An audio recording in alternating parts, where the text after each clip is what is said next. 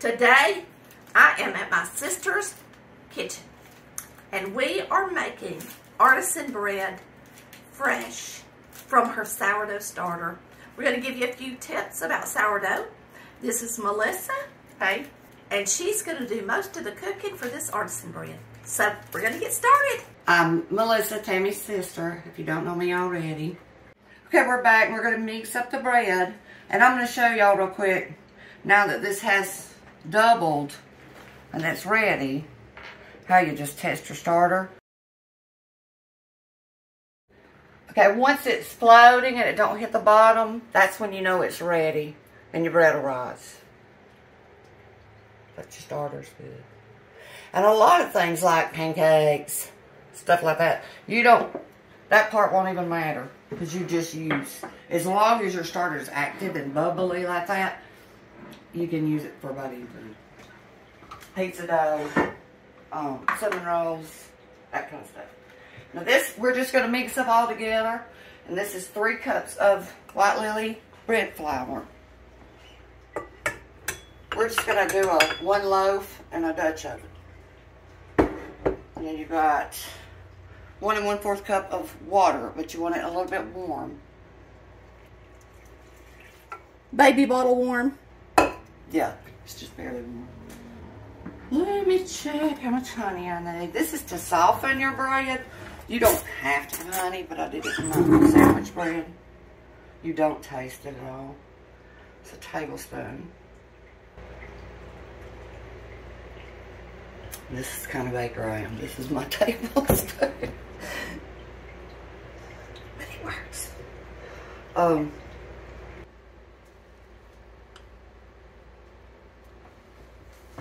The starter, we need the sourdough starter. I need 3/4 a cup of it.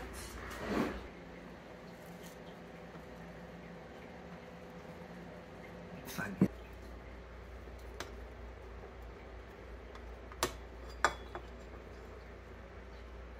it's really sticky. Now, and then we're just going to mix this up just until it gets mixed. Better scratch it. Just want to get it mixed. That's pretty much it. And then we're going to let it sit for 15 minutes. If you ask me why, I guess it's for the gluten. Some let it sit for hours. You know, you might let it sit an hour, but we're going to do like this one says, 15 minutes. And then we'll come back and we'll knead it with a dough hook for 5 minutes. And then we'll take it out, shape it into a loaf, and put it in a proofing bowl. And it'll proof for 5 hours. And I'll come back 3 to 5 hours, depending on your kitchen and the heat. But I'll come back and I'll, every 30 minutes, tuck and fold, and I'll show you that once or twice that we do it. That's it. Okay, we did our 15 minutes, and then we put it in here to knead the dough for 5 minutes. And other than the 3 cups of flour, I've only added a little bit because it starts sticking to the bottom of the bowl, and you just put just a tad because you want it to pull apart from the bottom, which is done, and the top.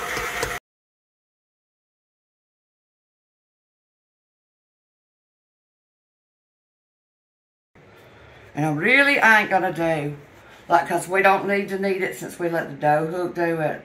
Like, I'll do this and kind of ball it. I'm just kind of tucking it a little bit, but we really don't have to do all that. Now, if you did it by hand, you would knead it and you would do all that. But since we used a dough hook, I don't have to. Now, I'm gonna come back. We're gonna put it in this proofing bowl.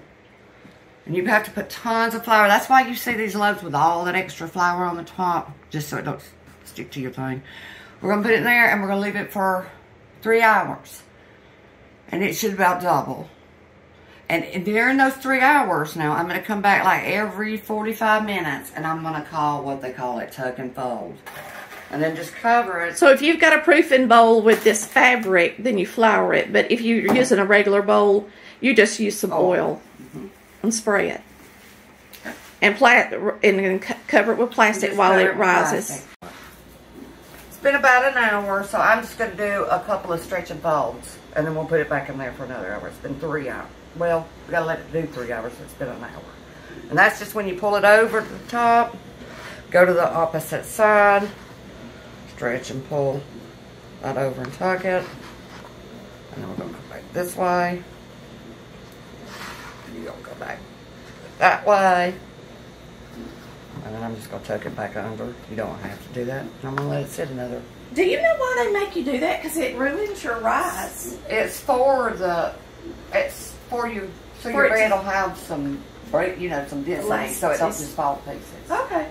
Otherwise, it wouldn't be dense enough, and it would just fall apart. We're going to let it proof some more. All right? We preheated this for like 30 minutes to get it good and hot. Or it changed color. Yeah, it does. It gets real dark. And there's a different lid that goes on that table. Ooh, it's hot. Now, we need something to score it with. Give me a real sharp knife off of that. Ooh, that didn't have enough flour in that thing. And then I'm going to just lay it. I really think we can go to dry. And this. I'll go ahead and put it in here. And you put it in the preheated pot. And then, do you want to score it any certain? You want to do a pretty something on it? Because I'm just going to do straight in if I can. It works better if you have a razor blade at home. And they say don't be afraid to cut into your dough. And you don't have to do anything in particular. I'm just going to make a couple of cuts. So it's... Let's see. This will do. Then you just put the lid back on it. So it's preheated to 450 degrees. And then this is going to cook about 30 minutes.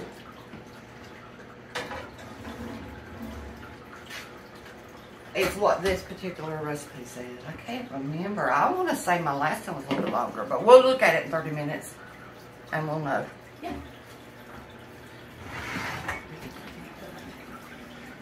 Here we go. Let's see what it looks like. Okay. Smells good. Oh, it looks perfect to me. Yummy. Ooh. Really? So now what do you do? Just let it... Yeah, you're supposed to let it stand about 10 minutes or so. Let it cool a little bit. In the pot? Or you take it out? I take it out. But you can do? do either. Yeah. I'll try to take it out with dumping it.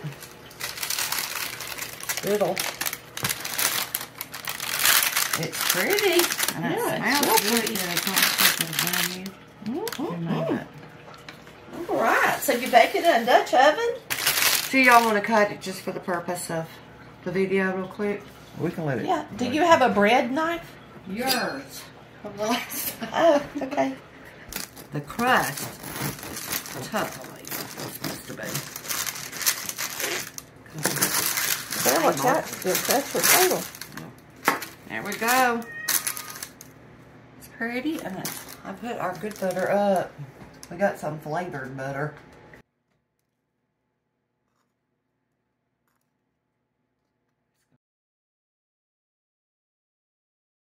Go on over there. Taste it, Chris. This one's a lot tougher. Hmm? To taste. Okay. Pretty. Smells good. That smells good now. That's got a nice crunch. It does. If you like a crunch, bread is good. It's crunchy. Around the outside. Mm-hmm. Nice and soft in the middle. Well, it sounds delicious. It tastes a lot more like the sourdough. So she says that if you want it to taste more like sourdough, that you do proof it longer, wait longer, and you don't use the yeast in this. You just use the sourdough starter. It's I like good. the crunch. I do like it. It's just Yummy. good. I like it. I personally love the crunchy bread. So I would choose it over the rolls. You know, over the breadsticks. Yes, because I love the crunchy bread. Well, see, I like this one, but this is a different recipe than my first love.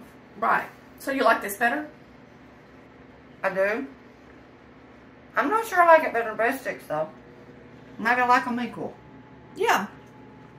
It depends They're on what both, you're eating. I'm going to tell you, y'all, these are both You can't go wrong. super duper recipes for the artisan bread and our sourdough breadsticks. You can't find anything better. I promise. Oh, they're good. Mm-hmm. That's good. Yeah. The more I eat it, the better. Y'all have a wonderful day, and we thank you so much for watching Collin Valley Cooks, where we cut Like Mama did. bye. Y'all, love ya. This is the glass you would buy for a starter. You can just start it in a mason jar. You don't have to buy anything. But I bought this because it comes with this band that's on this jar I'm using. And it also comes with this temperature gauge. I never really used the temperature gauge, but you do use the band. It reminds you of what time of the day and what day you fed it. Okay, this, before we feed it, normally, like I said, you would dump half of this if it was in a little jar. But I'm going to test it just for the heck of it, because this really should be sourdough discard, they call it. Not really, it's active because it's got bubbles, but it's not really what you would use to cook with yet, because we fed it today. I'm going to reach down here. If it floats to the top of the water, then it's supposed to be active and ready to cook with. If it hits the bottom, see how that hit the bottom? Yes. Then that means it's not ready. Okay. You got that little tiny piece floating, but it's all in all not good, or it would have all Right, I see. So if it doesn't float, then you got to feed it. That's right. It's not Okay. So we're about to. If you start it from scratch, it will take a good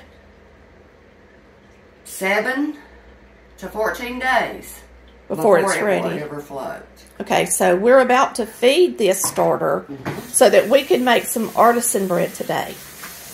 And so Melissa's about to feed I'm not going it. to dump half of it. I'm going to be feeding it a whole lot. We'll put up a starter recipe, because normally you wouldn't feed it this much, but I'm going to today because I got a huge jar and it's just different. You can feed it with bread flour. And that's all I'm doing with mine. Mine is strictly flour and water. I don't have all those extras. And this is bread flour. This White Lily. White Lily bread flour. Okay. That I'm going to use. But I could use either. And I have actually used all-purpose in this and bread flour. Depends on what I pick up for the day. Okay. And I'm going to just pour a cup over in there in it. And I'm going to go ahead and feed this one almost 2 cups today. I kind of eyeball it. I should be doing it for a video probably. You can use tap water, but if your tap water has a lot of chlorine like ours does, then it won't rise very well. It messes it up. So it's better to use spring water that don't have no chlorine in it. Okay. Is it equal to And equal? usually, yes, when you first start the starter, it's going to be equal. If you use a cup of water, you'd use a cup of flour. Mine, since it's established, may not be that way. I'm going to add a cup first. Maybe I'll add a cup and a tiny bit, because mine's already kind of wet. Okay. And you kind of want it, and you have to use like a spatula like this. This came with that jar, in fact, off Amazon. Or We'll put a link to stainless that steel. set. We'll put a link to the jar and the spatula, the set that she bought. And you can also use, see, that'll be a lot easier to mix in a little jar for y'all too. It really is. And you can also use stainless steel. But other stuff can mess it up. It reacts to it somehow and it messes it up. Okay, can you tell us why you chose to use this big jar instead of the small jar? Because at first, when I first started, because you discard so much. When you first start, every day you discard starter. And I started with a little jar. And then I was one of those kind of people thinking, I'm wasting all this starter, because I was pouring out a lot of starter. And then I ended up, because I didn't want to pour it out, with like 3 mason jars and this. And then I thought, well, Melissa, if you're going to cook with it a lot, just put it in a big jar.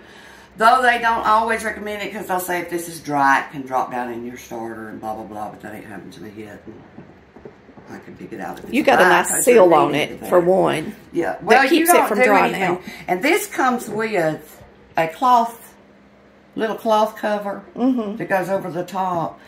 But you can just put a piece of plastic wrap over the top loosely, because that's all it needs. I'm going to add just a tiny tap more water.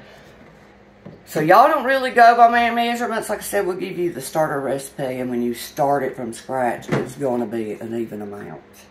Okay, now just tell them what we're going to do. We're going to wait how long? And we're going to let it be like, kind of like a pancake consistency, or a little thicker. This is a little thicker than that. I'll let you see that in a minute.